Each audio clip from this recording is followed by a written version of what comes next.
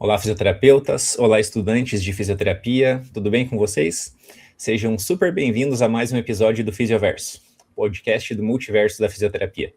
Aqui nessa casa, que vocês já conhecem tão bem, nós recebemos grandes nomes da nossa profissão, pessoas que se destacam, pessoas que têm histórias inspiradoras, para que vocês possam conhecê-las um pouquinho mais e como foi a carreira dessas pessoas, quais escolhas elas fizeram e como elas estão hoje atuando no mercado de trabalho nas mais diversas áreas de atuação e especialidades que nós temos.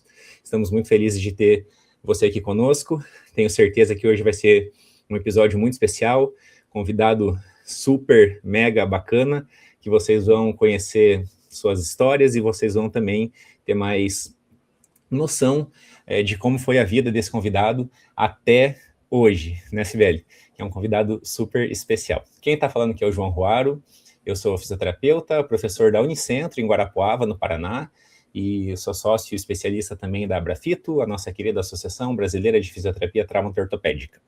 Além disso, eu tenho uma página direcionada a finanças pessoais, investimentos, pode parecer um tema um pouquinho diferente aqui da fisioterapia, mas como eu sempre digo, cuidar da nossa saúde financeira também é fundamental. Então fique aqui conosco que esse programa vai ser muito bacana hoje. Como é que você está, Sibeli? Tudo bem por aí? Oi, João. Olá, pessoal. Sejam muito bem-vindos a mais um episódio aqui do Fisioverso. E a gente sempre trazendo, como o João falou, pessoas que são muito importantes, foram e são muito importantes para a fisioterapia, essa profissão que a gente escolheu e que a gente não cansa de dizer que com certeza é a melhor profissão que existe. Tem os seus perrengues, tem as suas dificuldades, como tudo na vida, né? Não só como as profissões, mas como tudo na vida. Mas que eu acho que a gente tem, aos poucos, às vezes, dá uma canseirinha, mas aos poucos eu acho que a gente tem conseguido nos colocar no lugar que merecemos, né? Num reconhecimento muito, muito grande da sociedade, num reconhecimento social, reconhecimento econômico, e é isso que a gente busca, né? Enquanto pessoas, enquanto profissionais, poder viver dignamente da profissão que a gente escolheu e da profissão que a gente ama. E a gente está trazendo, como o João falou, um convidado super especial, alguém que eu tive o prazer de conhecer há muitos anos atrás, até podemos conversar, não tenho nem ideia de quanto tempo faz, mas já fazem alguns anos aí, e naquela jornada que eu digo que foi uma mudança na minha vida, que foi entrar para uma associação. Então, eu sou a Sibeli Knaught, sou fisioterapeuta, especialista em fisioterapia neurofuncional pela Abrafim e pelo COFITO, né? Claro, sou sócia da Abrafim, da Associação Brasileira de Fisioterapia Neurofuncional. Hoje tenho a honra também de estar fazendo parte da diretoria da FEBRAFísio, que é da Federação Brasileira de Fisioterapia. E, enfim, né, trabalho aqui na Unicentro, em Guarapuava. Hoje estamos todos falando aqui do Sul, nem estamos tão longe, um friozinho, né, já chegando aí para mostrar para a gente que aqui, quando vai chegando perto de julho, o negócio vai pegando. E é isso, pessoal, eu tenho a super honra de chamar ao palco aqui do Fisioverso o Dr. Juliano Tibola. Mas antes do Juliano entrar, roda a nossa vinheta.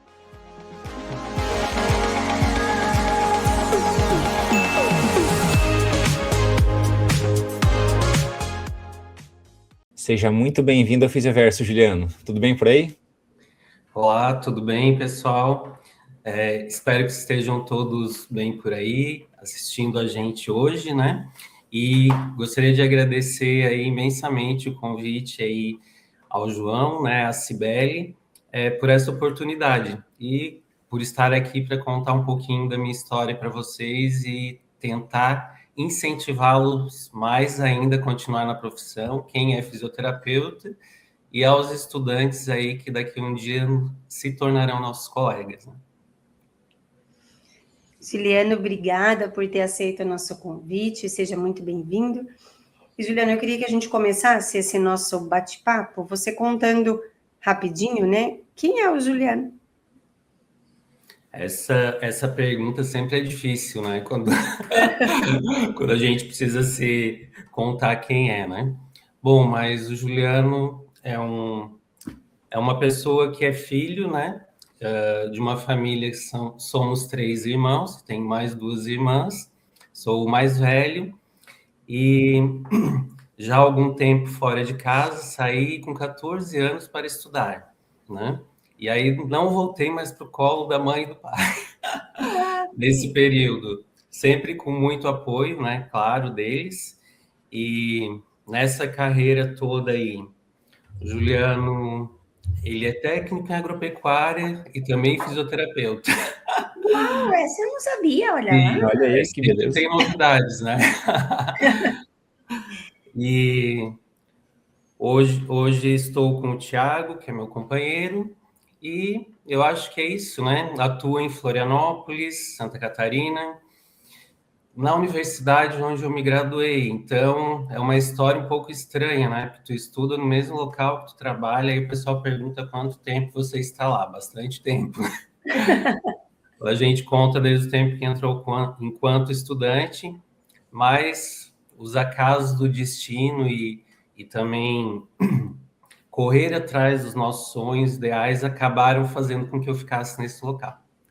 Que Que maravilha. legal. Juliano, me conta ali, então, só da onde que você é? Porque daí, assim, deduzo eu que quando você saiu foi para Floripa. Então, os meus pais hoje residem em Araranguá, que é uma cidade no sul de Santa Catarina, né? Araranguá, para quem não conhece, está nos ouvindo aí de outros locais do Brasil, é uma cidade que fica bem no meio entre Florianópolis e Porto Alegre. É a cidade que dá para dar aquela paradinha para tomar um café quando vai visitar as duas capitais.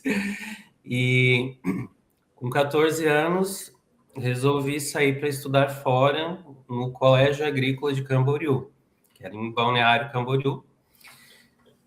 Esse período fiz um curso técnico, junto técnico em agropecuária, e aí, né, o pessoal diz, poxa, mas quem vai para a escola agrícola geralmente vai para agronomia, veterinária, Isso. zootecnia, vai cursar biologia, mas da minha turma, até por incrível que pareça, acho que mais de 50% não foi para a área das agrárias. Eu já gostava da área da saúde, e aí acabou que, né, no meio de toda a história, acabei me direcionando à fisioterapia. Que interessante, Juliano. Eu vou te falar uma coisa que vai ficar engraçada aqui, mas de nós três, 2 pessoas foram da área agrícola. Eu estudei em colégio agrícola também. Veja Nossa, só. eu pensei nisso. Viu? Você fez o ensino médio, foi isso? Isso. Eu fui um pouquinho diferente. Eu sou de Toledo, aqui no Paraná, e tínhamos um colégio agrícola lá na cidade municipal, e para entrar no antigo ginásio, né, que era ali da 5ª até a 8ª série, hoje nem tem mais até a 8ª, agora é até o 9º ano, né, as coisas vão evoluindo. Então eu fiz da 5ª até a 8ª série no colégio agrícola, foram 4 anos lá, e realmente era isso, né, mas veja que curiosidade também, quando eu fiz, tinha um limitador de vagas, digamos assim, tinha 40 vagas lá, 35 vagas eram reservadas para filhos de agricultores, e 5 vagas era para, assim, pessoas da cidade, digamos assim, né, que não tinham vínculo com agricultura, alguma coisa assim. E tinha, tipo, um mini vestibular, assim, cara, tinha uma prova para você fazer, se você ficasse entre os 5 lá, você entrava. Esse foi o meu caso, e, cara, eu adorei, assim, esses anos aí de colégio agrícola são memoráveis para mim. A hora que você começou a falar, já bateu aquela lembrança, aquela nostalgia, então foi muito bacana. Então aí, ó, para você que está fazendo alguma coisa de colégio agrícola, ensino médio, a fisioterapia será muito promissora para o seu futuro. Não, e me chamou a atenção, Juliano, porque assim, aí assim, uma escola agrícola, né, em Balneário, eu acho que era o único lugar que eu ia imaginar que ia ter uma escola agrícola. Isso tem. Hoje, à época, a escola agrícola era um colégio de aplicação da Universidade Federal. Então, certo. né, era uma Como escola se fosse federal. como se fosse um instituto federal? Isso, hoje é um instituto federal. Depois das divisões que houveram aí dos institutos federais, ela acabou se tornando um instituto federal. Então, era um local em que a gente poderia ter um ensino de qualidade, com bons professores, Sim, né? sim. E gratuito. Então, eu sou aluno de escola pública, A minha passagem por instituição privada foi no jardim de infância e 1 ano da graduação. Então, o restante, eu cursei minha vida, colégio, escola, o restante da universidade em escola pública. E, né, por conta desse ensino de qualidade também, que me garantiu depois o ingresso na universidade e seguir a carreira adiante, né? Perfeito. Então conta aí, Juliano, como foi a tua história na graduação? Aonde que você estudou?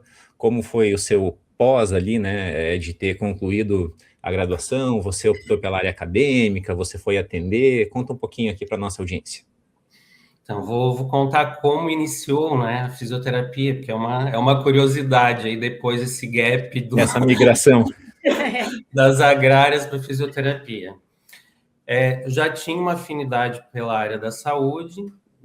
Durante a escola agrícola, a gente teve uma capacitação em primeiros socorros, alguns pequenos atendimentos, como realização de curativos, aplicações de injeções, porque nos finais de semana nós ficávamos sozinhos, não tinha assistência de enfermeira e médico na escola, e alguns colegas precisavam realizar um curativo, aplicar algum medicamento, e aí foram treinados alguns alunos para isso. Eu era um deles. Fazer uma pausa. Isto será usado para o futuro. Ponto. Continue.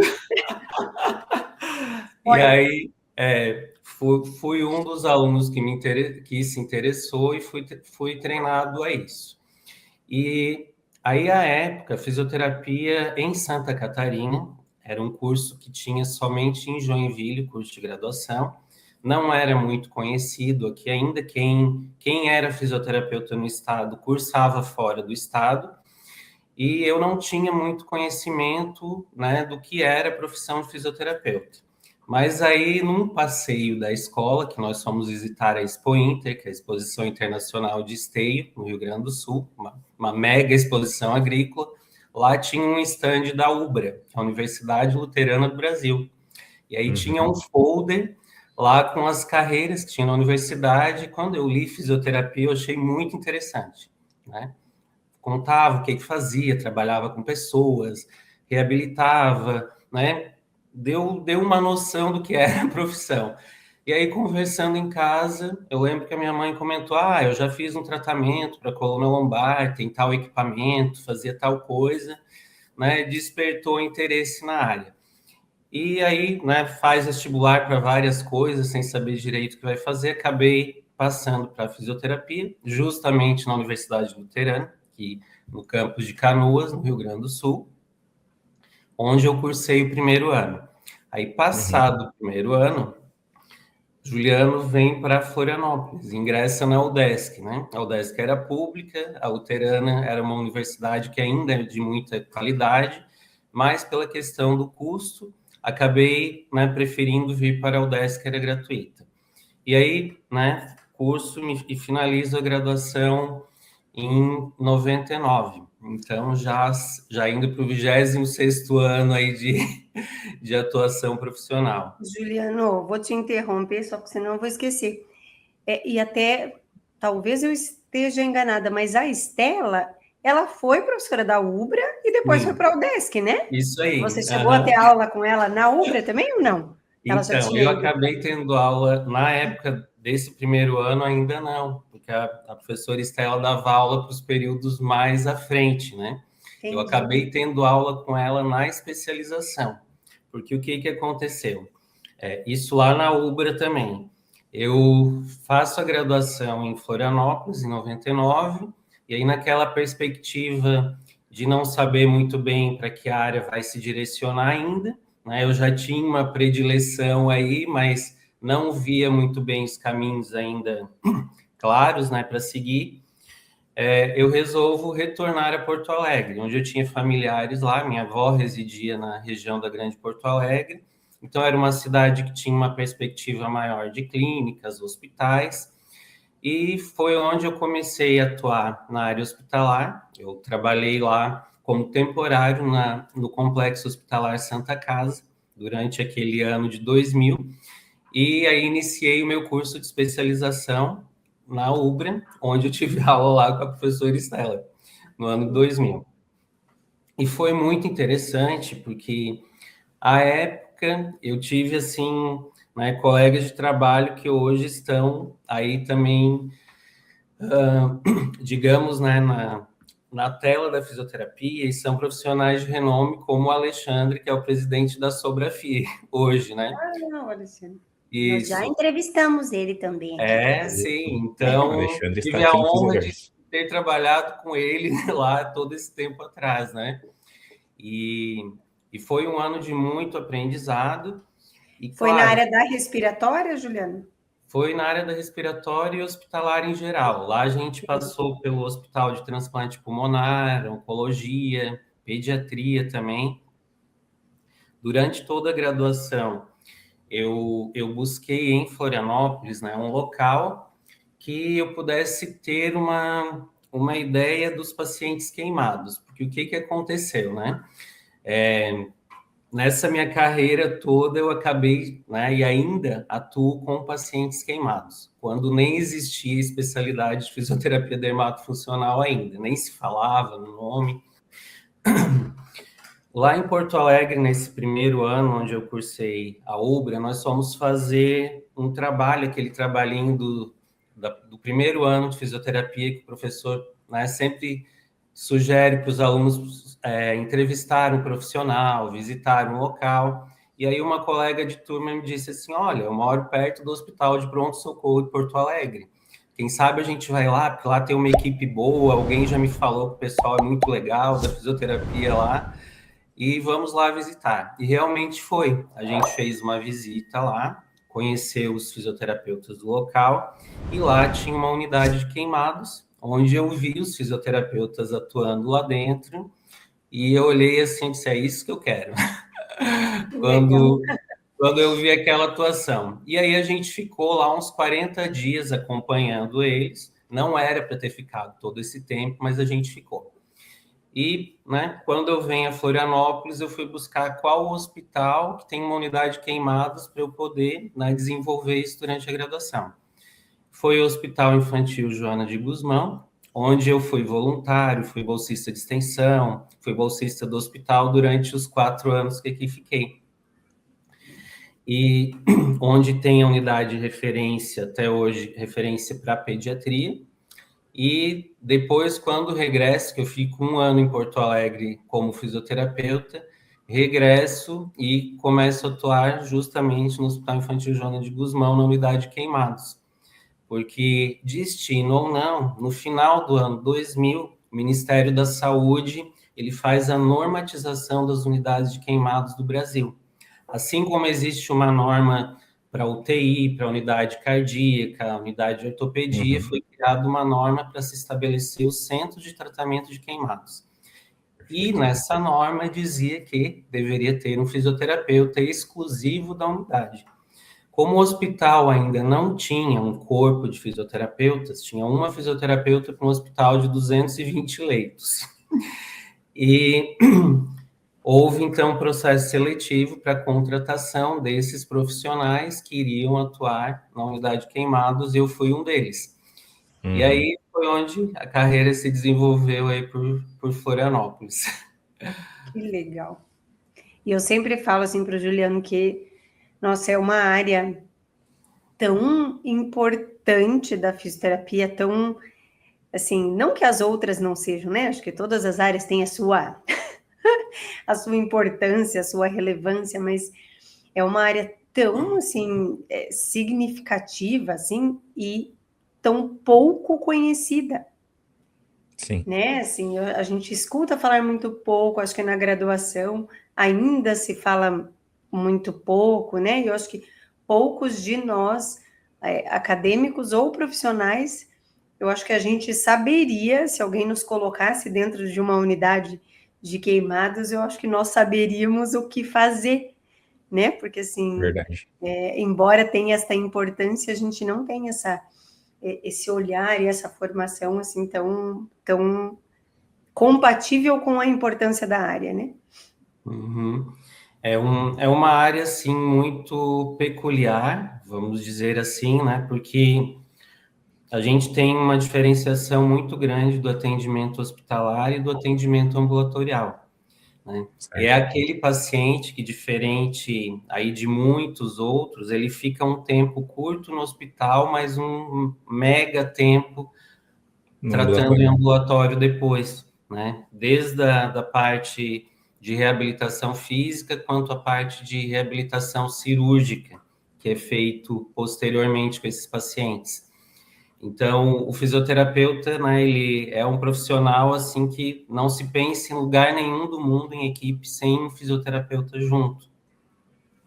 E o que eu achei legal nisso tudo, né? Quando eu descobri a área lá em Porto Alegre, é que a gente viu o pessoal melhorando muito rápido, né? Porque você via assim, poxa, o cara que tem um atendimento e colabora, a evolução dele é rapidinha. Agora, aquele que as coisas deram errado, não está colaborando, né? Demora um pouco mais, mas todos têm uma melhora, né? E a gente sabe que, diferente de outras áreas, né? Como a área da Cibele, que é a neuro, tem pacientes que são crônicos, que a gente faz uma manutenção durante o tempo, mas que a gente sabe que não vão ter aquela evolução tão grande quanto gostaríamos, né? E, às vezes, áreas que envolvem dor crônica, doenças respiratórias, e o queimado é um pouquinho diferente, né? Por mais, por pior que ele esteja, ele sempre tem muito a melhorar. Então, isso me deixou, assim, muito animado, digamos, para seguir essa área. E Adriano, olhe, você pode continuar teu raciocínio, mas deixa eu te pedir para que você direcione em que sentido. A Cibele falou ali são poucas pessoas, na verdade, que a gente conhece na vida profissional que atuam com essa área específica da assistência aos queimados, e eu estava aqui raciocinando dos motivos, do porquê que isso ocorre. O primeiro que me veio à cabeça foi que nós temos poucas unidades especializadas Brasil afora. Esse talvez seja o principal fator, né? E eu queria que você discorresse sobre isso, porque, obviamente, você que atua na área está mais nessa pegada aí, e para o nosso público que não conhece tanto a área, explica basicamente o que ela é, o que vocês fazem, quais são os pacientes mais comuns que vocês pegam, quais são as disfunções mais diferentes que você já viu, assim, dá uma explorada para a nossa audiência conhecer um pouquinho também, e quem sabe, como você aquela vez em Porto Alegre, a gente desperte o interesse em outras pessoas, né? Por que não? sim. Hoje ainda a gente, né, nós temos um quantitativo de unidade queimados no Brasil que não é ruim, né? Se a gente for pegar a quantidade no todo, Brasil todo. O Certo. grande problema é que elas estão mal distribuídas no Brasil afora. Então, nós temos muitas unidades concentradas no Sudeste e o restante do Brasil está meio capenga, digamos assim. Ok. Um exemplo de Santa Catarina, nós não temos na capital do estado uma unidade que atenda adultos queimados. Hoje, o adulto que se queima em Florianópolis, ele é atendido no hospital geral. Então, é o fisioterapeuta plantonista que não faz aquele acompanhamento de rotina, que não tem todo o equipamento adequado, e assim é com o enfermeiro, com o cirurgião. Então, Sim. o atendimento não é igual a quem interna numa unidade, por exemplo, como tem em Londrina, né, em Paraná, que é uma unidade de referência para o Brasil também. Quem são esses pacientes que internam lá? Né, são pacientes que se queimam muito, claro, né, para ficar internado. Hoje, 50% das lesões que internam no Brasil são lesões por líquidos aquecidos. É o indivíduo que se queimou com café quente, com chimarrão, com a sopa, né? Uhum. Esse tipo de acidente. Depois, aproximadamente 20% são os acidentes com combustíveis. Dentro dos combustíveis, 85% é o álcool líquido que causa essas lesões, né? Nós temos um problema cultural no Brasil. Churrasco.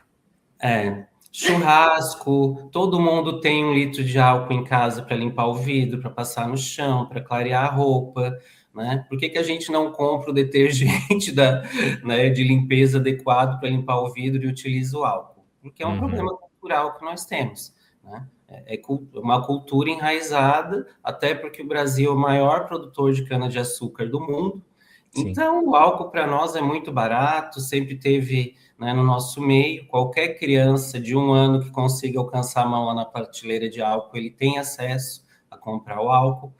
Então, é um grande problema isso. Hoje tem uma limitação que os postos de combustível não podem vender mais combustível em recipientes plásticos, né? Então, isso acaba limitando um pouco.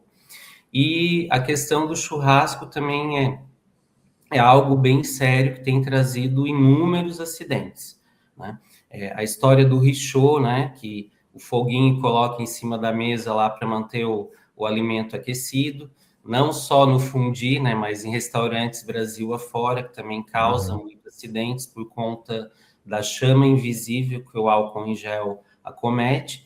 E aí pensem vocês que um combustível nunca vai causar uma lesão muito sutil. Sempre são lesões graves, lesões de terceiro grau, que acometem pescoço, acometem face, acometem membro superior, que são regiões que o processo de reparo tecidual vai acontecer de uma forma muito intensa e as cicatrizes vão aparecer assim de uma maneira muito rápida e muito grande. Então, o fisioterapeuta, ele vai ter que cuidar desse paciente quando ele chega no hospital, primeiro deixando ele numa posição adequada. Assim como a gente sempre ouve falar, né, que um paciente não pode ficar com o pé jogado fora da cama por conta do pé equino,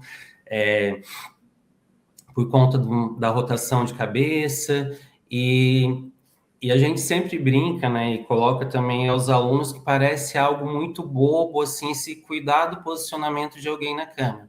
Mas esse cuidado, ele dá toda a diferença, porque a deposição de fibras de colágeno numa pele que não tem pele, né, que não tem mais tecido, que foi rompido por uma lesão, ele é muito intensa.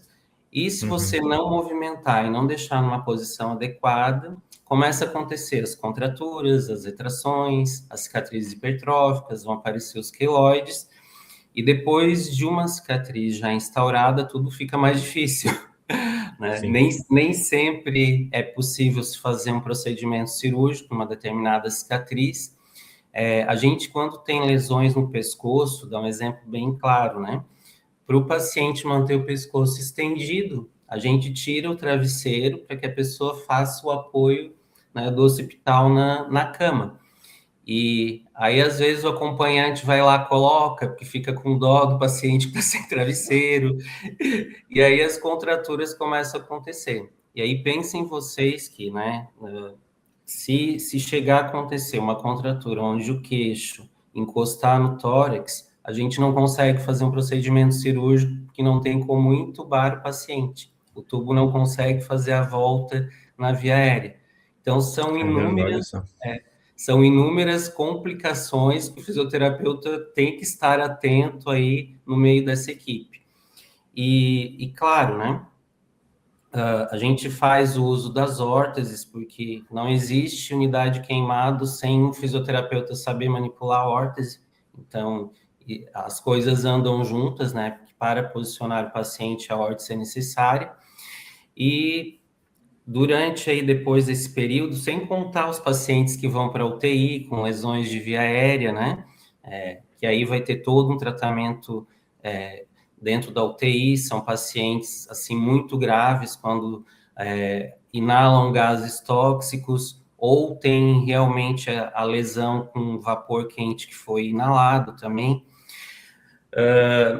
Passando esse período, né, período de cicatrização, assim, fora do hospital, ele é bem intenso também. E aí, assim, eu faço um alerta, né? Porque realmente, talvez não vai ter espaço aqui no Brasil para todas as pessoas ou os fisioterapeutas que gostariam de atuar dentro de uma unidade atuar. Porque, né, nós temos hoje cerca de 70 unidades de tratamento de queimados no país. Então, vai ter lá uma equipe de 3, 4 fisioterapeutas por unidade, não vai ter mais do que isso. Mas esses pacientes saem do hospital e precisam de um atendimento especializado. E aonde eles vão procurar um profissional, né? Se a maioria não sabe seguir com o tratamento ambulatorial adequado. São pacientes que, muito além da estética, né, nós vamos precisar cuidar da função também. Então, o uso das roupas compressivas, que são aquelas malhas parecidas com as malhas de cirurgias plásticas, é algo assim essencial e que é o fisioterapeuta que dá essa condução para o paciente, né? Fora a questão da cinesioterapia, o tratamento das cicatrizes em específico, e hoje aí, com o advento dos injetáveis, medicamentos, o nosso tratamento de cicatriz está muito mais efetivo do que era, né, muitos anos atrás aí. Então, tem assim, eu digo que quem gosta da área, né, se não se identificar muito com um atendimento hospitalar, né, mas em nível ambulatorial esses pacientes aparecem, né? E não é muito difícil que toda cidade a gente tenha algum paciente que vai necessitar desse atendimento, né? Com Porque certeza. um exemplo, né? Os que internam aqui, os que não internam em Florianópolis, mas residem aqui, vão para outro lugar, se tratam, mas vêm fazer o tratamento ambulatorial aqui. Então, assim a gente tem diversos pacientes, né? Legal. E Juliano, daí conta um pouquinho ali para nós. Então, aí você ingressou nesse hospital de referência em Florianópolis e está até hoje. Não, eu fiquei lá até 2014, né?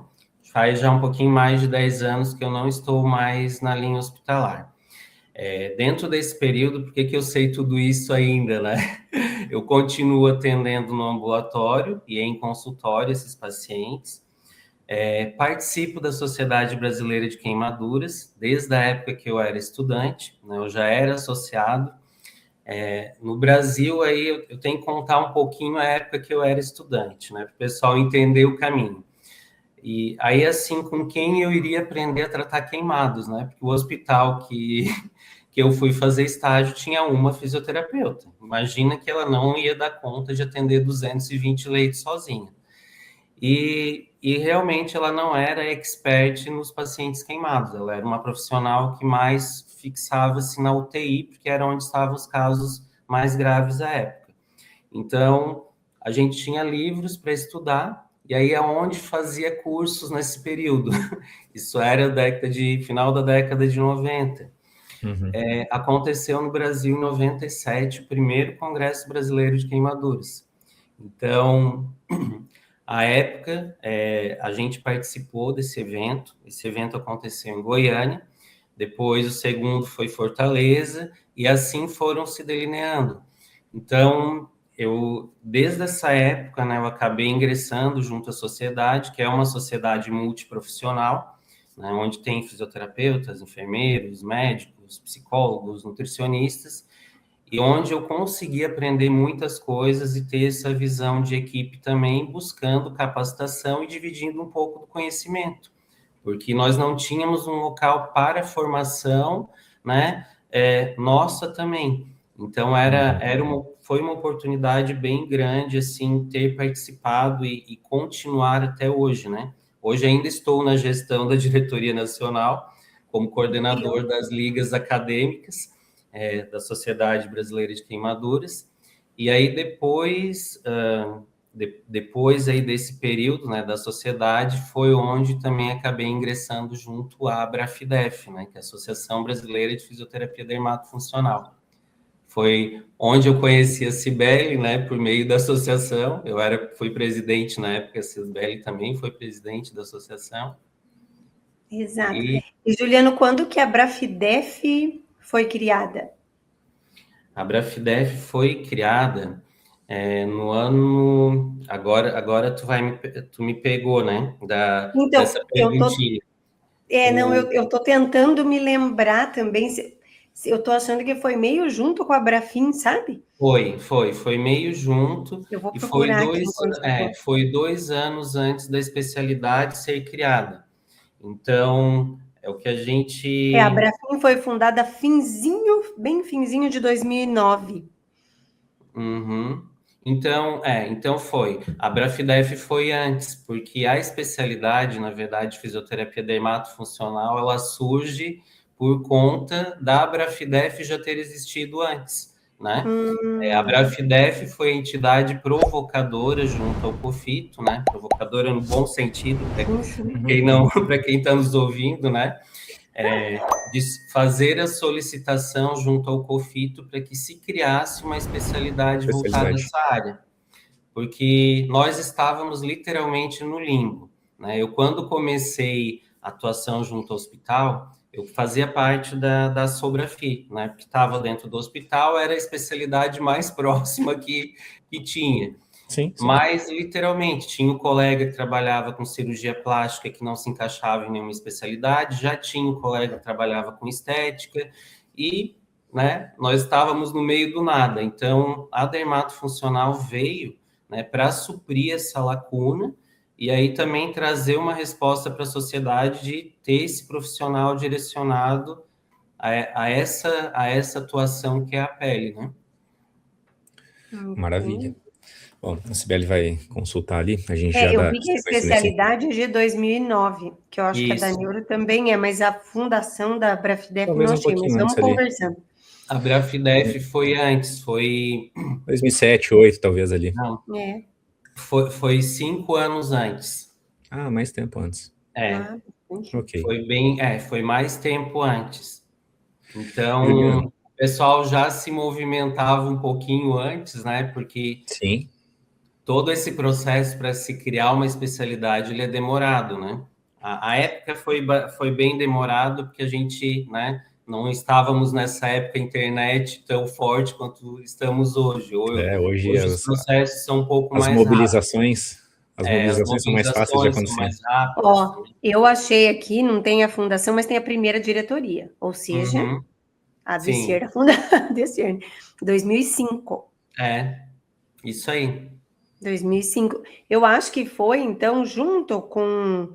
Foi naquele congresso não foi no Congresso Brasileiro de Fisioterapia? Que acho que foi fundada a Brafidef, acho que até a Brafisme. Isso.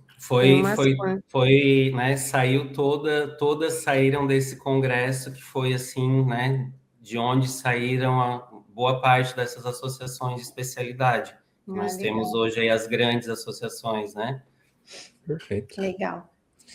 Juliano, e voltando ao assunto que você comentou lá no iniciozinho da nossa conversa, do teu vínculo com a UDESC, né? Ele se mantém até hoje. Então, comenta em que momento você passou de estudante da UDESC a profissional vinculado à universidade. Então, aí retornando a Florianópolis no final do ano 2000, eu prestei um processo seletivo a professor substituto na época, certo. Então fiquei um período como professor substituto e um ano depois surgiu um concurso para técnico de nível superior, como fisioterapeuta, que é a minha função hoje dentro da universidade, né?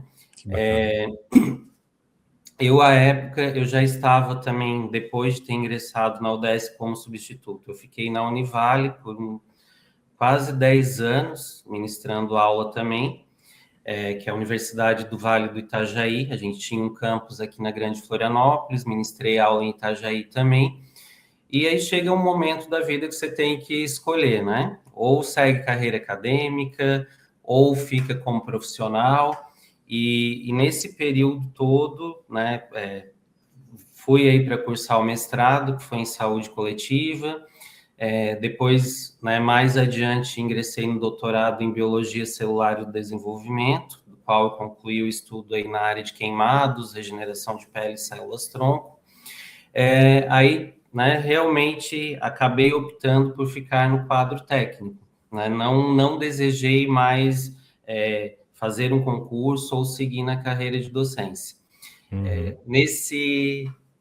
Que hoje o meu vínculo, então, se mantém como fisioterapeuta da clínica escola da universidade, né? Já atuei na pró-reitoria de extensão também, por 2 gestões, uma gestão na coordenadoria de eventos e outra na coordenadoria de cultura. Então, são visões bem diferentes, né? E aí o pessoal pergunta o que o fisioterapeuta fazia numa coordenação de cultura, né? E então, assim, quando você está numa função de gestão, você não precisa ter exatamente a formação específica naquela área, né? E ainda mais na cultura, que é uma coisa muito ampla, né? Então, a cultura ela tem várias linhas de ação aí, e assim foi um momento muito legal, porque a universidade também te oportuniza essas várias possibilidades de atuação, né? Hoje na universidade, né, dentro da clínica escola, a gente atua, né, colaborando com a gestão da clínica, na questão da licitação, manutenção de equipamentos, faz alguns atendimentos. Eu atuo em 2 programas de extensão. Um deles, o qual eu coordeno, que se chama Restaura, Fisioterapia Dermatofuncional em Queimaduras. Esse programa ele tem 3 ações, que a ação principal é o atendimento fisioterapêutico aos pacientes queimados. Então, nós atendemos qualquer paciente que aparecer para nós, adulto, criança, homem, mulher. E as outras 2 ações, uma delas é uma campanha de prevenção, que a gente realiza tanto em escolas de ensino fundamental, com palestras nas escolas mesmo, escolas públicas, e em redes sociais também. E a terceira ação é um evento de capacitação que a gente realiza anualmente. Então, acabou que, né, esse programa já existe institucionalizado há 8 anos, ele já existia de uma forma não oficial antes, mas oficialmente já há 8 anos. Então, é uma oportunidade que os alunos da graduação têm para vivenciar com essa área de atuação, que os pacientes também têm para poderem ter um atendimento de qualidade, serem bem atendidos. E aí, pensando na escola, né, que as crianças também tenham conhecimento e se tornem agentes de prevenção, porque criança, eles são incríveis, né? Quer ver pré-escola, quando eles estão lá no início, o que eles aprendem, eles contam em casa, eles cobram dos pais. Então, essa é a nossa ideia, é formar os agentes de prevenção para que eles saibam o perigo do álcool, né? Como manipular o fogo que eles não devem manipular, né? Como deixar a panela posicionada no fogão, que eles não devem estar puxando a saia da mãe quando a mãe está cozinhando. Então, essas coisas a gente faz aí de forma bem lúdica para que eles compreendam. E também para que, de repente, alguém desperte lá, né, essa vontade de ser fisioterapeuta ou ser um profissional da área da saúde também, como muitas vezes acontece aí nas escolas conosco. Ai, que legal. E, assim, e reforçar, né, que eu acho que a gente acaba sempre pensando na fisioterapia como reabilitação, como restauração, né? E a gente tem um trabalho muito importante também na prevenção e promoção, né, que a gente fala menos, né, mas que legal. E acho que, assim, a forma como vocês pensaram é isso, né? Acho que vocês estão indo bem no cernezinho do problema. Se a gente começa a educar as pessoas desde cedo, e a educação é uma coisa que leva tempo, né? Uhum. Nós estávamos conversando esses dias sobre, né, acho que limpeza das cidades. A gente tem, né, o hábito de criticar muito sempre os gestores, né? Independente se é da associação, se é da cidade, né? Mas a gente não se dá conta que os nossos hábitos são muito ruins, né? E as pessoas geralmente elogiam muito Curitiba, né, pela limpeza. Mas eu me lembro de quando eu era criança, deles instalarem um programa de prevenção, e era super lúdico também, né? Eu não sei quem é de Curitiba vai lembrar, tinham de várias ações, né? Mas eles chamavam as pessoas, né, de uma forma meio piadinha, meio de animais, né? Então, quem parava em fila dupla, quem jogava lixo no chão. E isso ficou uma coisa que, assim, a hora que a gente pensava em fazer, você falava, não, eu não sou uma anta. Não, eu não sou. Então, assim, e isso foi, né, isso, sei lá, 20, 30, mais de 30 anos atrás. Hoje as pessoas não fazem mais isso. Tanto é que a gente tem até o mau hábito de dizer, quando a gente vê alguém em Curitiba jogando lixo na rua, a gente fala, esse não é de Curitiba. Porque, assim, geralmente uma pessoa que é criada em Curitiba, ela não faz, porque, assim, isso é ensinado desde casa, não importa o nível social, né? Então, assim, a educação, ela precisa começar, porque quando a gente começa a enraizar isso, fica, né? Isso passa de geração a geração. E assim, né, tem que contar mais uma historinha, porque essa eu acho que é interessante, né? Foi por meio de um programa de prevenção de queimaduras, onde, né, eu lembro que o João perguntou, né, mas o pessoal não sabe por onde começar. Então, a gente sempre, né, vai ter que se espelhar em alguém ou ter alguns mestres que nos contem alguma coisa. E como alguém me contou, acho que eu tenho essa missão também, né? Para ir naquele congresso lá em Goiânia, né? O Juliano era bolsista na época de extensão, era de uma família que ninguém tinha viajado de avião até então, e tu fica com aquela coisa, né? 97 não era tão fácil andar de avião quanto é hoje. E assim, poxa, quando é que eu vou viajar? Como será ir até Goiânia? Onde fica, né? E aí vai conversar em casa, pai, não, olha, se tu quiser ir, se vira. Né? Eu não vou, já estou te ajudando a permanecer na universidade. E aí um professor nosso contou de algumas ações que tinha feito quando ele foi aos Estados Unidos. E eu já tinha, na época, né, a gente criou um projeto de extensão, quando eu era aluno, para fazer prevenção nas escolas também. A gente passou por várias escolas, e o que eu fiz na época, né, como eu precisava de uma graninha para ir, eu fui oferecer as palestras de prevenção para um colégio privado, aqui de Florianópolis. Então, né, eu consegui a verba para ir até Goiânia, né, custear minha ida com as palestras de prevenção que eu fiz numa escola privada. Isso enquanto aluno. E aí faltava a passagem, né? Passagem, a gente fez um pedido na época para a reitoria, né? Contamos aí toda a história, foi eu e uma outra colega, e aí o reitor liberou as passagens. Então, só que era complementação, né? Como que adiantava ter a passagem se eu não tinha como me manter lá? Então, eu digo, as palestras de prevenção, para mim, elas já vêm desde essa época, né?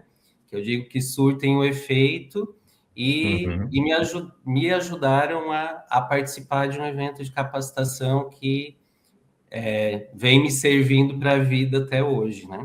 Onde a gente conheceu colegas, aprendeu um pouquinho, e aí eu dou essa ideia porque muitas vezes os alunos hoje em dia eu vejo estão um pouco acomodados. Quando a gente fala assim, olha galera, vamos para um evento em São Paulo, né? Tem um evento lá no Nordeste, o pessoal, nossa, como é que eu vou? Então, a gente vai ter que achar os caminhos para ir, né? Cada um seus aí, de repente não seja com a palestra de prevenção, seja vendendo bombom de morango, brigadeiro, não sei, Se né? virar. Mas a gente precisa se virar. Então, isso é para a vida, né? Hoje eu não preciso mais, né, oferecer as palestras de prevenção nas escolas para ter uma verba né, de volta, mas é uma das saídas, né? Mas é um processo e foi uma conquista, né, Juliana? Eu acho que isso é muito importante também, porque a gente não pode olhar as dificuldades, os obstáculos como, eu não vou porque eu não tenho como. Eu preciso olhar, eu quero ir e eu preciso arranjar um meio, claro, ético, digno, né? Não precisamos falar de passar por cima das pessoas, mas eu preciso arranjar alguma forma de conseguir esse meu objetivo, né? E esta é a nossa vida, né? A gente faz isso todos os dias, a hora que a gente acorda, né? A gente tem o ditado, a gente mata um leão por dia, e é assim, né? Nem sempre é fácil, mas a gente tem que ir atrás do que a gente busca aí, do que a gente tem objetivo e tem que dar seus pulos, né? Essa é a vida. É isso aí. Ô, Juliano, agora eu quero explorar um lado um pouquinho diferente do que a gente conversou até agora. Na verdade, não tão diferente, porque vocês já abordaram esse assunto. Você e Sibeli foram presidentes de associação na mesma época. Conta por que você resolveu ir para esse lado de fortalecimento das associações e como que você enxerga hoje o papel das associações profissionais e como que elas fortaleceram indiretamente, através do fortalecimento das áreas, a nossa profissão como um todo. Aí a gente sempre vem com alguma coisa de casa, né? Não tem como dissociar a família do meio profissional e do que a gente é hoje. E eu tive exemplos em casa, claro, né? Meu pai participava de sindicato, meu pai é técnico agrícola também. Então, aí talvez dos motivos que eu tenha ido também para a escola, mas era de sindicato, a minha mãe era de associação de professores, e aí aquilo, né, desde criança em casa, convivendo com esse meio. Quando entro à sociedade Queimaduras, né, foi uma oportunidade, isso já ainda enquanto estudante, de saber o que era uma congregação, porque até então, em Santa Catarina, nós não tínhamos um corpo ainda de fisioterapeutas, não tinha uma associação, a minha turma foi uma das primeiras turmas do estado, então, a partir daí que as coisas começaram a se organizar. Então, nesse meio tempo, eu permeei entre a Sobrafi, que eu estava no hospital, participei da associação de docentes, que era a Benfísio, né? Ajudei também a estar na primeira diretoria regional, e aí depois, né, com o caminho veio aí a Associação de Dermato Funcional, com quem eu me aproximei por meio dos colegas que atuavam por queimaduras, dentro dessa associação, e por caminho, eu creio que na época eu já participava também no CREFITO aí como colaborador, né? Porque Santa Catarina, o nosso CREFITO foi muito recente, então eu participei da questão da transição, que nós éramos CREFITO 5 antes, né? Era Santa Catarina e Rio Grande do Sul. E aí teve essa separação, eu peguei essa época, então estava junto a esse grupo que iniciou também CREFITO 10 aqui. Nós já éramos alguns colegas de trabalho, outros colegas, né, conhecidos, e eu sempre vi uma importância muito grande no meio associativista, porque é a partir da associação que as mudanças de fato acontecem, né? O pessoal, às vezes, assim, né, no meio desse processo todo aí que a gente passou nos últimos anos, falava, mas o COFITO não fez isso, ou o COFITO não faz aquilo, ou o regional, né? E o que eu sempre comentei, eu disse, gente, o cara que está sentado lá na ponta, ele não tem ideia do que está acontecendo no Brasil inteiro, porque ele não, né, nem que ele quisesse, ele vai conseguir. Nós vamos ter que chegar lá e levar para ele a problemática já com uma solução, que também o fato de estar numa associação não pode só levantar problemas. E a associação ela serve para fazer essa gerência e trazer as soluções que todos os colegas necessitam, tanto no meio científico, fomentar, né? Para fazer esse fomento, quanto no meio científico, quanto no meio profissional, né? Porque também é uma questão que, né, a gente precisa pensar muito, né? Nós que estamos nas associações, que existe o profissional que é o cientista, mas também tem o profissional que é o clínico que está lá na ponta atendendo paciente. É a maioria, né? A grande maioria. É a grande maioria. E que vai depender de muitas ações da associação para ter uma remuneração melhor, para poder executar uma técnica mais efetiva, para ter um novo campo de trabalho, né? E a associação, ela tem essa função e assim, isso me empolga muito, né? Porque eu penso, se não existissem as associações, o que seria da nossa profissão hoje no Brasil, né? Cada um andando para um lado aí, né? Se dependêssemos só de um órgão normatizador, né? Porque o COFITO, o sistema COFITO-CREFITO, muitos colegas confundem a sua função, mas ele normatiza e fiscaliza, né? Quem faz, de fato, a profissão se movimentar são as associações. E eu sempre digo, né, Juliano, são as associações hoje, e eu falo assim, nós que somos formados há mais tempo, né, eu acho que é uma vida profissional pós-regulamentação das especialidades, né, a criação das associações, e antes, porque são as associações que conseguem também nutrir o sistema COFITO e CREFITOS para as regulamentações.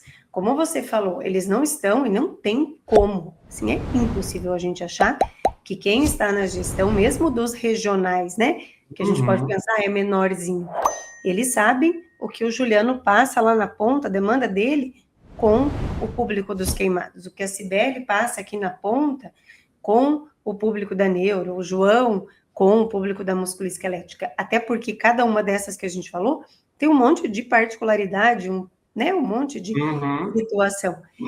E são as associações que vão conseguir nutrir o conselho e chegar lá, como o Juliano falou, olha, nós temos este cenário, este problema. E acho que algumas soluções possíveis seriam estas. Vamos estudar e ver o que também é viável, né? Porque daí o sistema e a associação também, né? A gente também tem a obrigação e o cuidado de olhar para um cenário nacional. A gente também não pode olhar para uma coisa muito... responsabilidade, né, Sim?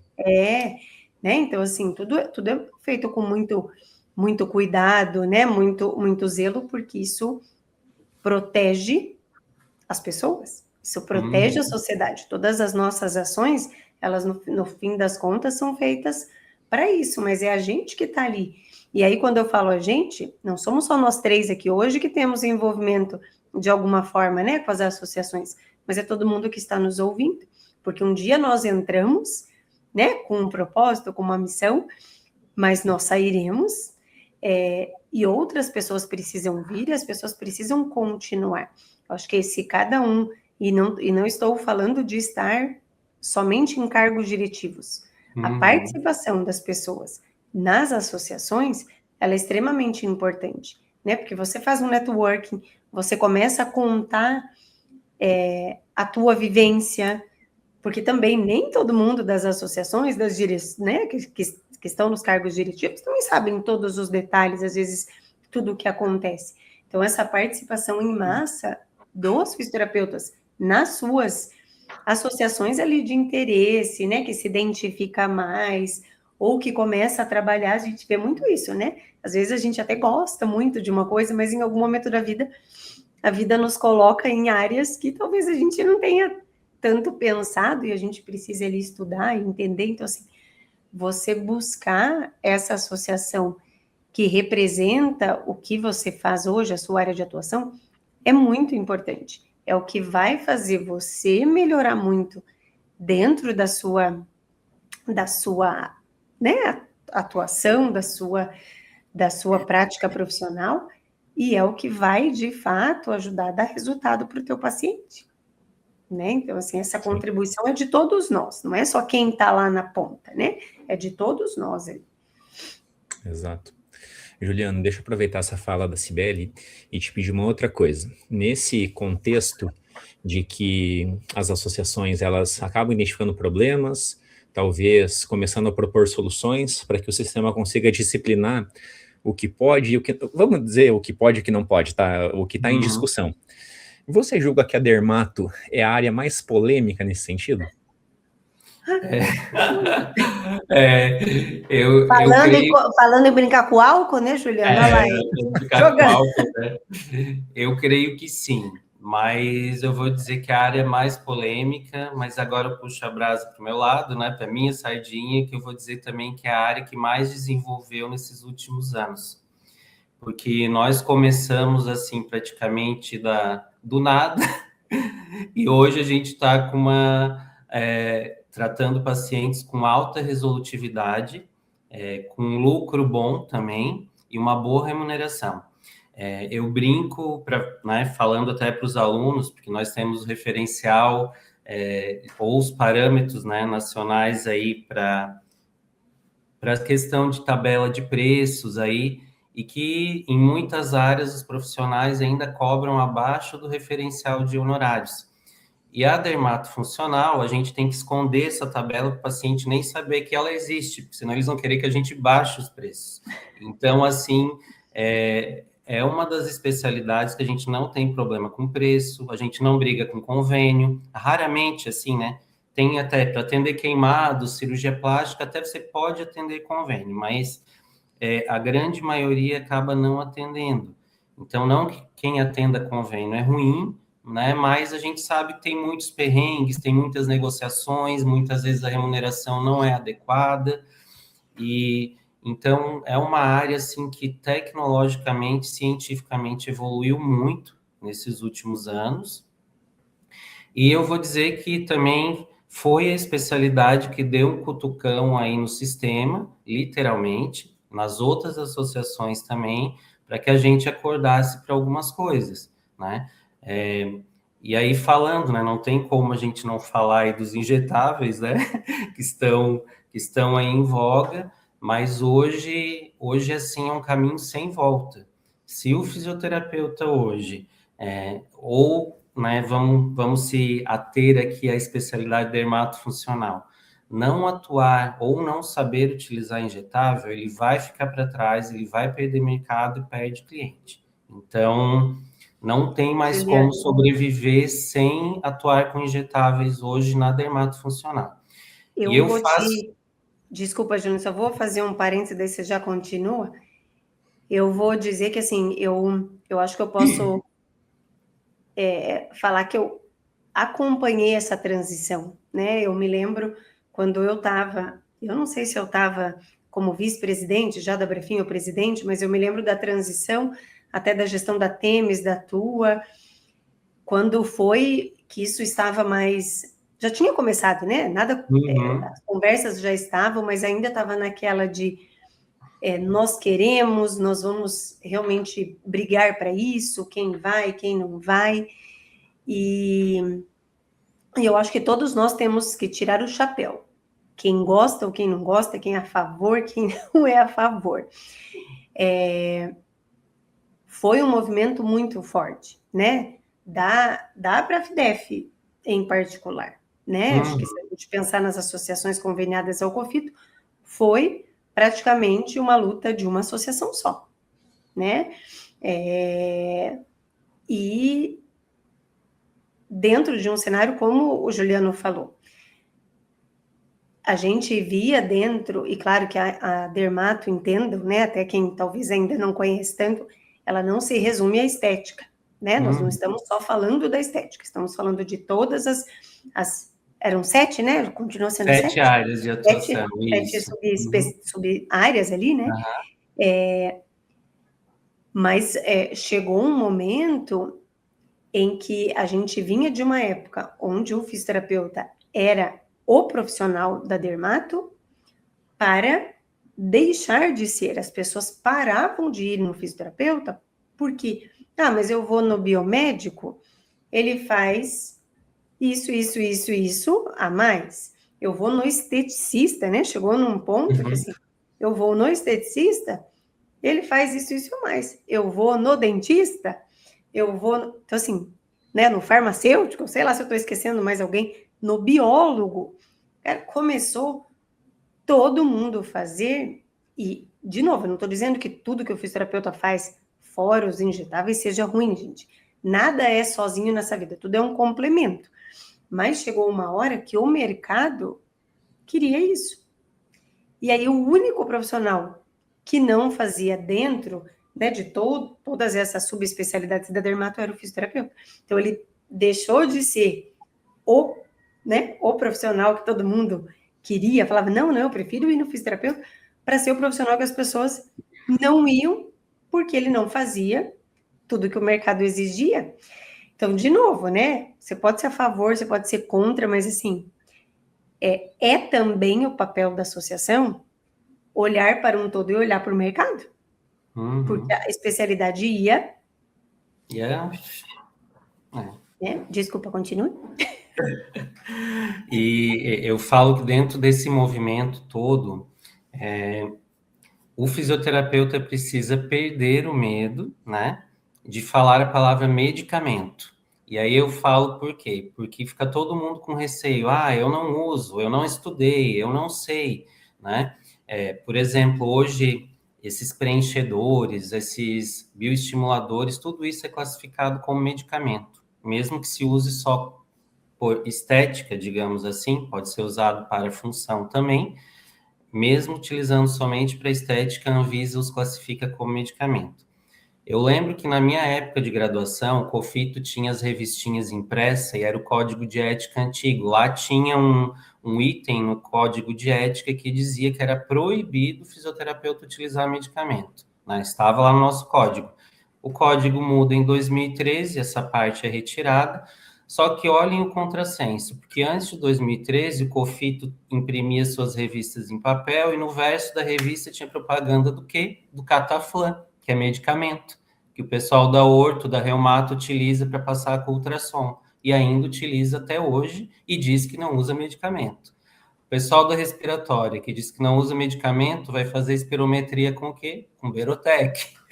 Então, assim, a gente está permeado de medicamentos em todas as áreas da fisioterapia. Aprendemos a fazer aí, né, a iontoforese, a fonoforese, e a galera não se dá conta que isso é medicamento, só nós temos que nos apropriar disso. E essa virada de chave aí, que teve agora recentemente, com um acórdão que, né, deixou a coisa mais clara aí para o profissional, isso vem a facilitar a nossa vida, né? Eu volto aqui para as queimaduras. Gente, não dá para tratar uma cicatriz hoje sem o uso de um corticoide. Isso é algo assim que a ciência vai me botar a escanteio se eu for tratar uma cicatriz e não utilizar um corticoide tópico ou injetável. E corticoide é medicamento. Então, eu preciso, né, saber que isso tudo está no meu meio, está no meu dia a dia, né? E é claro, eu não tenho conhecimento do Berotec junto, né, ao sistema respiratório, eu não vou utilizar o Berotec. Então, isso é simples como qualquer outra profissão. Para mim é muito claro, né? E aí não entra nem na história de sou a favor ou sou contra, porque muitas pessoas que se pronunciaram aí deselegantemente, né, falando, sou contra, ou até associações, elas utilizam de medicamentos e muitas vezes se utilizam até do patrocínio dessa indústria. Então, a gente precisa ter essa clareza no nosso dia a dia, né? Mesmo dizendo que a gente não utiliza, eu aposto que todo mundo já utilizou alguma vez, né? Dando E esses acho, né, exemplos. Juliana, que é também uma questão de a gente também ter o compromisso, e isso é o papel da associação, de agora, e a gente tem, né, você até colocou isso, a gente tem essa visão, às vezes, né, da associação de ser muito ciência, muito científica, de ser um pesquisador, e muita gente acaba não participando por conta disso, mas que não, hoje até houve uma mudança, né, dentro do próprio sistema, para a composição das associações, você tem que ter uma porcentagem do cara doutor, lá, o cientista, mas você também tem que ter o clínico, até para ter essa visão. Mas aí, esse lado científico da associação, ele precisa estimular e fomentar isso. Então, gente, vamos agora, né, partir para esses estudos, vamos mostrar o que não é nem só o que funciona, qual é a melhor forma de aplicação. Porque dentro da fisioterapia, a gente tem um monte de coisa que a gente usa rotineiramente, né? Vou dar o exemplo de um laser. Mas qual que é o nosso papel? É a gente saber, então, para tal condição, que pode ser, estou falando uma besteira, não sei nem se usa, para uma artrose. Nunca vi o orto na vida. Mas sei lá, mas para a artrose de joelho, os melhores parâmetros são esses e esses, né? Então, daí é o papel da ciência. E aí, outra coisa, eu, Cibele, não gosto do laser, tá? Sei lá, não gosto porque não conheço direito, não sei usar, ou não gosto, sei lá, por que eu não gostaria? Não gosto. O que eu faço? Não uso. Ponto final. Olha que benção. Acabou. Né? Simples assim. A gente tem que tentar também, de uma certa forma, e eu estou falando, porque, como eu disse, assim, eu vivenciei um pouco essa época, foi uma época muito difícil, porque a Brafim acabou, de certa forma, se envolvendo um pouco mais, porque um dos né, medicamentos, uma das técnicas aí, né, que era muito discutida, era a aplicação da toxina. A gente sabe o quanto isso na neuro é uma rotina. São cenários diferentes, enfim, não vou entrar nessa cerne aí do problema, mas eu acho que é uma questão justamente E a gente falou muito, né, nos grupos de trabalho do próprio COFITO, para esses novos procedimentos, né? A toxina era uma coisa que a gente não estava discutindo evidência científica, né? Todo mundo concorda. Isso daí já é mais velho que andar para trás, todo mundo sabe detalhes de efeito, evidência de toxina. Então, a gente não estava discutindo se tinha evidência científica ou não, né? A nossa discussão era outra.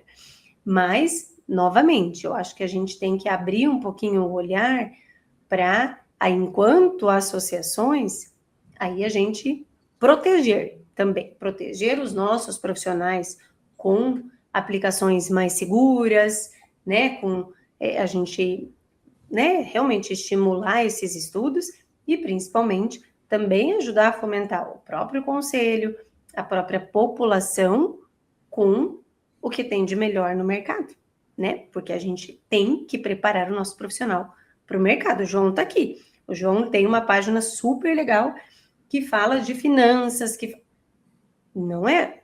Vou perguntar, João, a gente estudou isso lá na graduação? Tivemos finanças na graduação?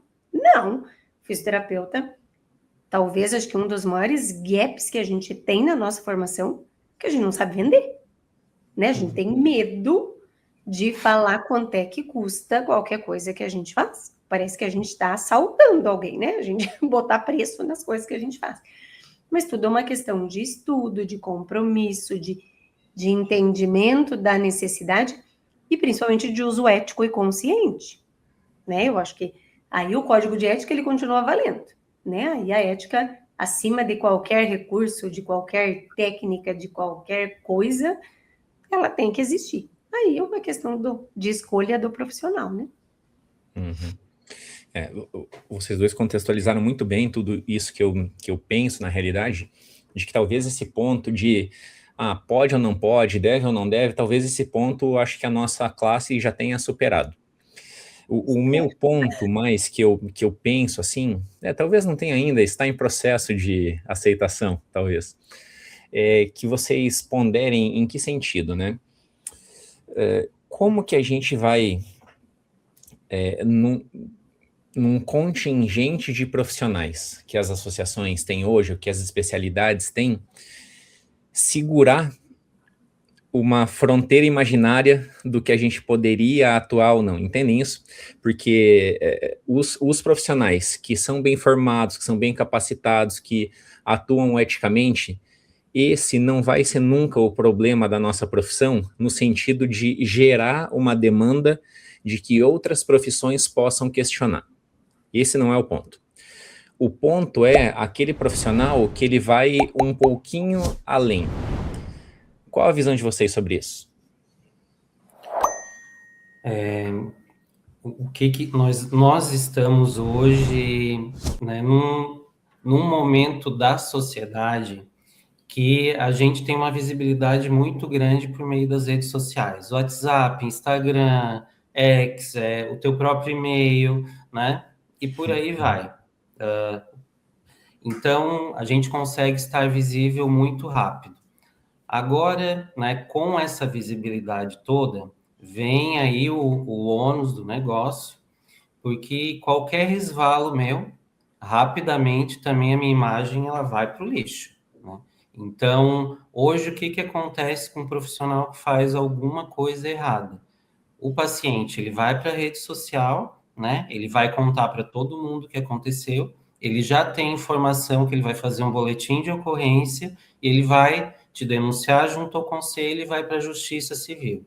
Então, é algo assim muito claro, esse caminho aí que eu contei. Então, assim, o cara que não andar na linha, ele vai sofrer as consequências. Então, tanto é que o número de processos éticos, né, junto ao sistema, eu falo tanto nos regionais quanto no federal, eu acabei não contando, né, mas para quem não sabe, eu estou hoje como conselheiro federal junto ao COFITO. Então, é muito pequeno de erros assim que aconteceram. E dos que chegam até nós, assim, não são erros graves que matariam alguém, né? E o cara que fez alguma coisa errada, realmente, ele vai ficar sem o carro, sem a sua casa, porque ele vai ter que pagar por aquilo de errado que ele fez. Eu acho que nessa demora para regulamentação que aconteceu na nossa profissão, né, eu vejo por um lado muito positivo, porque nós tivemos um período para nos capacitarmos, porque eu, como muitos, nós estudamos sem haver ainda a devida regulamentação para o uso dos injetáveis. A gente foi fazer curso fora, foi fazer curso com outros profissionais, nós já estávamos nos preparando, e esse é um fato.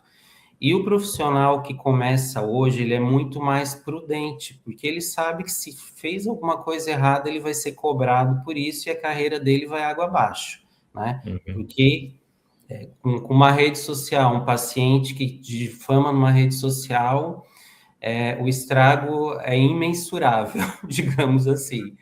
Então, o que eu tenho visto é que os fisioterapeutas estão muito mais prudentes, estão se preparando, estudando e fazendo o que realmente sabem fazer, né?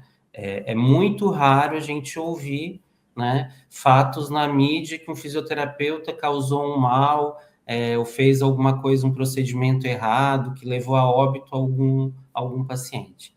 Então, pode até existir, mas é algo raríssimo, não chega nem a 1%. E aí, Juliano, acho que só para complementar, não sei se você queria falar mais alguma coisa dessa pergunta do João. Eu, João, vejo duas coisas, assim, essenciais, né? E que a gente está falando aqui dos injetáveis, mas vamos refletir que isso vale para qualquer coisa, qualquer técnica, qualquer método, para qualquer especialidade da fisioterapia. Tudo que o sistema, ele propõe, ou isso vindo das associações, vindo da sociedade, enfim, né? Ele tem que ser muito estudado, né? O Juliano falou uma coisa ali, foi um processo moroso, acho que principalmente para o pessoal da dermato, eles sentiram, isso era uma reclamação que a gente ouvia nas redes sociais, né? Mas que eu particularmente, e com certeza as pessoas vão me xingar agora, e é claro que eu não vivia disso, eu sei que tem esse impacto e a gente tem que considerar, né? Isso é fato. Mas eu prefiro ver muito mais como uma cautela, sabe? Porque eu acho que quando a responsabilidade hoje do conselho de ter essas resoluções, esses acórdãos, ela é grande. Por quê? Porque a partir do momento que isso é regulamentado, aí existe toda uma responsabilidade da comunidade fisioterapêutica em geral. Né? Então, assim, a gente precisa entender isso. Eu sei que às vezes a gente quer para ontem, mas é uma responsabilidade para o sistema. E quando eu falo sistema, de novo, eu estou falando de nós aqui na ponta. Hoje, se a Sibeli resolver fazer, sei lá, né, que seja aplicar uma toxina, não fiz curso, não posso, tá, gente? Mas se eu quisesse, ou se eu quisesse fazer qualquer outra coisa dentro da fisioterapia neurofuncional, que é respaldado pelo conselho, eu estou respaldada. Então, isso é um ponto. Só que, a partir do momento que a gente tem esse respaldo, a gente tem também a responsabilidade. Então, eu tenho que assumir, e de novo, para qualquer coisa que eu faço, eu tenho que assumir a responsabilidade quando eu estou diante do meu paciente. E aí isso envolve, claro, toda a questão ética e a minha responsabilidade de fazer só o que eu tenho preparo e capacidade para. Sim. E aí, para finalizar, né, fechar essa minha conclusão é que sim, então assim, se você se capacita, se você quer fazer, ou se você não quiser se capacitar e você quiser fazer, hoje você será fiscalizado, você será julgado pelo sistema e pela justiça comum. Aí é uma opção de cada um, né? E eu acho que hoje o fato das coisas estarem mais regulamentadas, e é tudo muito difícil quando a gente fala disso, né? A gente poderia talvez ficar aqui horas discorrendo sobre isso, mas muita coisa que o próprio conselho ele tem que fazer é justamente por essa proteção, né? Porque muitas resoluções, elas até existem, se a gente fosse pensar, né? Puxa, mas para que eu tenho resolução de tal coisa? Se, poxa, a gente faz isso sempre, desde sempre, tá no fazer do fisioterapeuta. Resguardo, né? Mas às vezes é um resguardo que precisa. E a gente tem que entender, né? É uma questão não só... É uma questão política também, muitas vezes, né? Mas enfim, mas eu acho que é isso. Assim, hoje você pode ser... Pode não, né? Você será fiscalizado, que é a função do prefeito. Nós podemos ler, né, e Juliano também, talvez esse atraso no nascimento das nossas resoluções e documentações legais ali, como um processo de amadurecimento das discussões para que a gente, quando tivesse, já fosse um pouco mais maduro, para que isso nos protegesse de uma melhor forma e para que a gente, de fato, tivesse a oportunidade de ouvir todo mundo que fosse interessado para que pudesse se manifestar. E assim as coisas serem mais até democráticas, para que todos pudessem participar. Mas, como a Cibele falou, esse não é um assunto tão simples de se discutir, principalmente num podcast, que é para ser uma coisa, né, mais de boa aqui. Sempre esse assunto, quando a gente fala dos injetáveis, ele gera dúvidas, talvez mais dúvidas do que certezas, porque a gente ainda está também aprendendo a como lidar com esses novos procedimentos. A fisioterapia, ela obviamente, ela tem que evoluir. Eu tenho mudado um pouquinho mais cada vez o meu pensamento com relação a isso, e talvez um dos maiores despertares que eu tive nesse sentido foi aqui no Fisioverso também. Uma vez nós entrevistamos, Juliano, o Filé, que é um fisioterapeuta que todo brasileiro conhece, não só todo fisioterapeuta, né, mas todo brasileiro, porque ele foi o famoso fisioterapeuta do Ronaldinho, na época da Copa, ele ficou muito em evidência, e ele contou umas histórias aqui, lá do começo da formação dele, das dificuldades que se tinha do fisioterapeuta aspirar, por exemplo, que hoje a gente já não é inconcebível um fisioterapeuta dentro de uma UTI não poder aspirar, mas antigamente não podia. E se ninguém tivesse lutado por isso... mexer na ventilação, então talvez para a época fosse aquele negócio, não, como assim, vocês não podem fazer isso, vocês não devem, vocês não têm formação, vocês não têm capacitação, mas esse processo ele tem que ser discutido, mas deixando claro aqui, só faça se você tiver formação e tiver segurança, isso é importante, né? Nós devemos pensar lá na ponta, lá na segurança e na efetividade para o nosso paciente. Isso de fato vai ser resolutivo, isso vai ajudar na funcionalidade, vai deixar ele numa qualidade de vida melhor. Então acho que, como resumo, é o que nós três aqui pensamos, que a gente quer o melhor para o nosso paciente e que o fisioterapeuta também tenha cada vez mais possibilidades de atuação, né? E nesse sentido, Juliana, eu quero encaminhar para o nosso fechamento aqui, pedindo para você quais são os planos para o futuro e o que você visualiza tanto para a tua carreira quanto para a nossa profissão. Eu já vou falar, ele tem que dar uma parada, porque ele está no Conselho dos Queimados, no COFITO, na Brafidep, dá aula de pós-Brasil afora todo, tem consultório em Florianópolis, em Lages. Na UDESC. Coitado da UDESC, esqueci a UDESC. Vamos planejar o casamento, Juliano. Vamos.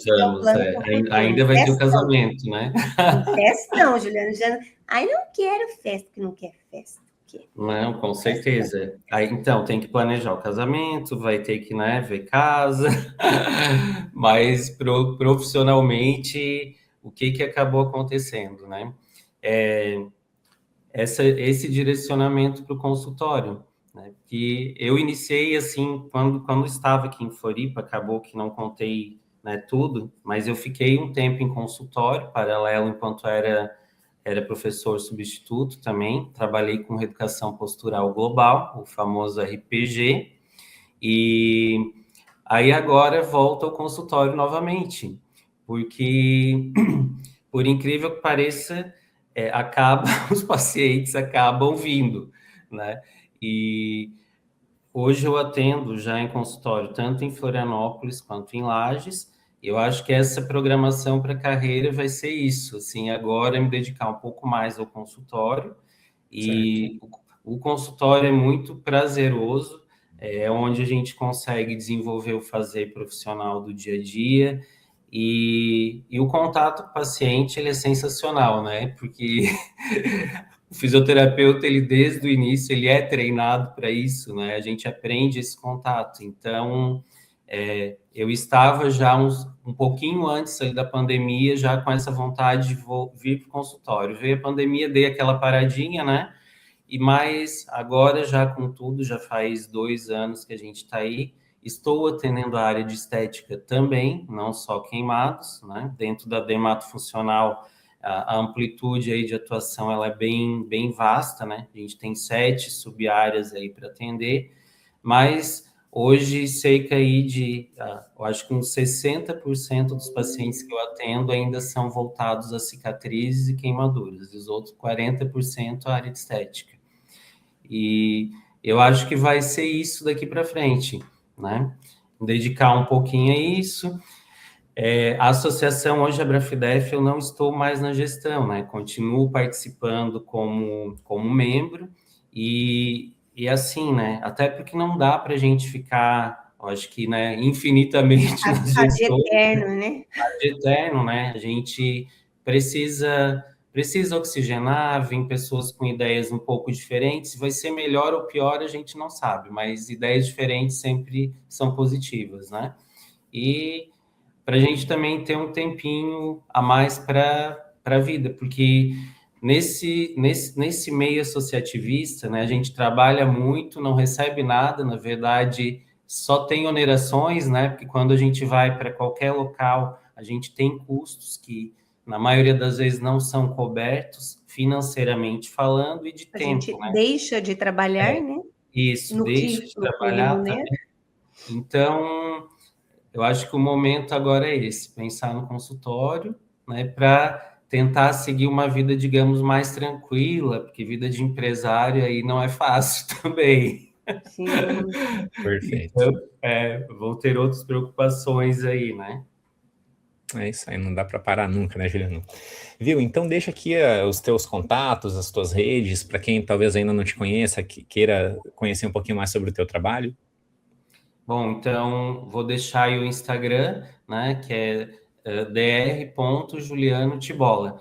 E aí lá tem um pouquinho aí do que eu estou fazendo, estou sempre tentando melhorar um pouco lá e lá a gente consegue conversar, ter um contato mais de perto, né? Para quem estiver aí por Santa Catarina, por Lages ou Florianópolis, algum dia quiser conversar ou também conhecer os serviços, tanto da UDESC quanto consultório, né? Fico aí à disposição e espero aí encontrar vocês em breve em algum evento científico, né? Também batendo um papo fora, que a vida faz, né, faz acontecer essas coisas aí, é importante o network, as conversas fora daqui também, né?